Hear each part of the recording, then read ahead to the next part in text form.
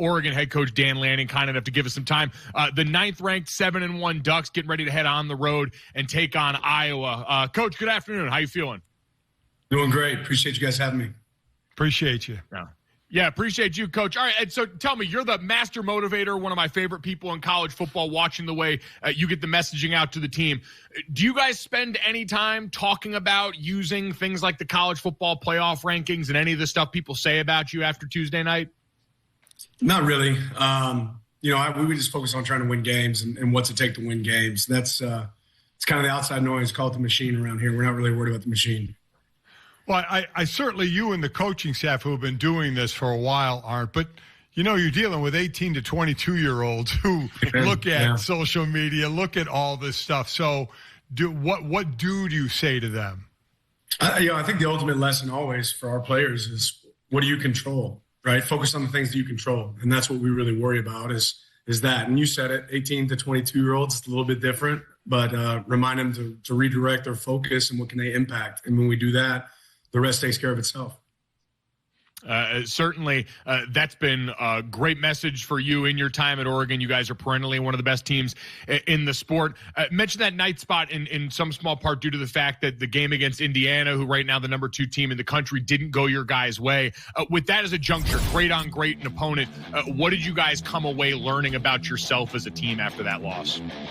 Yeah, really the things we got to go attack. Obviously we played a really good Indiana team. They haven't slipped up since they played us. They're really talented. They had a great game plan. And there were some things that we didn't do well. So for us, it was about focusing on those things, figuring out where we can grow and improve, making sure that we continue to grow. You want to be the best version of yourself really in November. And we've done a really good job of that here in the past. If we do that and continue through, the rest, like I said, it'll take care of itself and we'll be where we need to be when it's all said and done. Well, a trip to Iowa, and we know Iowa always a tough team, especially defensively. What are their strong points? Man, they are. They're a talented team. I think it starts with their front, their defensive line. They've got a lot of older guys up front, guys that are graduates, guys that are seniors, and they strike blocks, play football the way they're supposed to play. They attack it. They've got all eyes in the backfield. They attack the ball when it's in the air.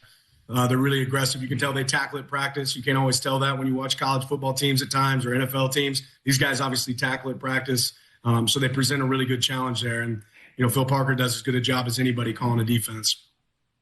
Yeah, Coach, how do you guys address that? I mean, it is such a different day and age between how you approach it, roster building each and every year. How do you guys feel like you've been able to maintain that edge through all the change in the sport? Yeah, I think there's non-negotiables in football. Like there's some things that you have to be good at, and you have to be willing to make those things points of emphasis in practice. And we do that. You got to be able to tackle, right? You got to be able to block. You can't play football soft during the week and expect to play it hard on game day. So our guys have handled that really well. They understand the expectation, and it becomes a player-led expectation, right? They own it themselves and say, this is something that we want to do to be great, and we've had that here. Where do you put this team right now on kind of a grading scale so far this season? On track. I don't know that I would give us a grade yet. Are we the best version of ourselves yet? No. Have we gotten better each week? I feel like we have. I feel like we've improved, and there's still some things that we're figuring out that we can get better at. So, I'm not big on how's this team ranked the last year's team. How's this team? I'm worried about this team. And right now there's certainly some things that we can attack, continue to improve on. But overall, I'm excited about this team's growth. We have a lot of young players that I wouldn't call them young anymore because they've played. And once you get that experience, that creates opportunity for guys to go out there and make, a big impact on the field. I always remember that point in the season where everyone looks around and goes, you're not a freshman anymore if you've been out in the field making it happen. Right. Your quarterback, certainly a great example of that. Dante has taken the reins of this offense. What have you liked most about his progression through this season so far? Yeah, his poise, the way he communicates with his teammates, the work ethic. I mean, all those things show up, and the energy he brings on the field for us. He's one of these guys that's great about saying, let's still make football fun, right? It can become monotonous when you're getting into game 8, game 9, game 10. Like, he loves playing the game. When you have guys out there that love playing the game, and if that starts with your quarterback, you got a chance. When do you start thinking about or concerning yourself with where you're ranked with the college football committee? Because like it or not, that's the grading system we all go by. Yeah, I always focus on this piece. I mean, win.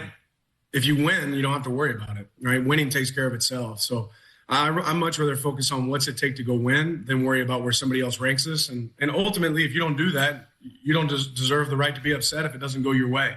A lot of coaches politic. They play the game of, oh, well, we lost to this. Just don't lose, right? We lost to Indiana, so I know that there isn't as long of a string for us. If we win, the rest takes care of itself. Year 2 for you guys in the Big Ten. What's the experience and your impression of this conference overall been, and where it sits naturally? You know, cut your teeth, spent time in the SEC, obviously, you know, coming out to Oregon now and the move you guys have made. What does this conference strike you as? Yeah, it's a great conference. I mean, obviously the last 2 national championship winners have come from this conference. A lot of different epic venues, a lot of different styles of play. It's been a lot of fun to be in, and getting to travel in this conference, go against some of the great coaches and teams in this conference has been a really fun challenge, and it ranks up there with any conference that I've been a part of. Got to ask, off football, off the field, Oregon has so many different uniform combinations, and the head coach is involved in every decision. Are you involved in that decision too? I'm more of just the no guy if it's a little too crazy, right? Whenever it comes across my desk and it's too crazy, you know, hey, we're not doing that. Let's clean that up a little bit. But beyond that, our players are really involved in it. You know, our equipment manager and obviously our team at Nike is really involved in it, and they do a great job. Can you remember one that was too crazy for Dan Lanning? I'm trying to picture in my head what that looks like for a school as renowned for the unis as you guys are. The original Grateful Dead or Grateful Duck, when they first came across my desk, I said, all right, we got to tone this down a little bit. I mean, it had tie-dye in it, but can you imagine tie-dye to a whole nother level? It was a good opportunity to back it down just a bit. Oh, wow. Right. Well, hey, at least every once in a while. They're thinking outside the box anyway. I'll give them that. Your pregame talks are so well known. Do you go in with a plan of what you're going to say, or are you an off-the-cuff guy? Yeah, I always have a plan, and then part of it's off the cuff probably too. It's a lot of it's usually tied into our theme. You know, each week we kind of have a theme of what we think it's going to take to go in and have success in the game. And usually an hour or so before I go visit with the team, I'll write some stuff down on a note card, and we see what I remember when I get in front of them. But it always plays back into what are the things that we think we need to be able to do to go win a game. And ultimately, motivation is overrated. I mean, as a coach, you try to say as many things as you can the same way over and over and over again with maybe a slightly different message. But it's about the players going out there to execute. I just feel like our players are going to take on the personality of their coach. And if I have juice and enthusiasm, then our players are going to have that juice and enthusiasm when they step out on the field.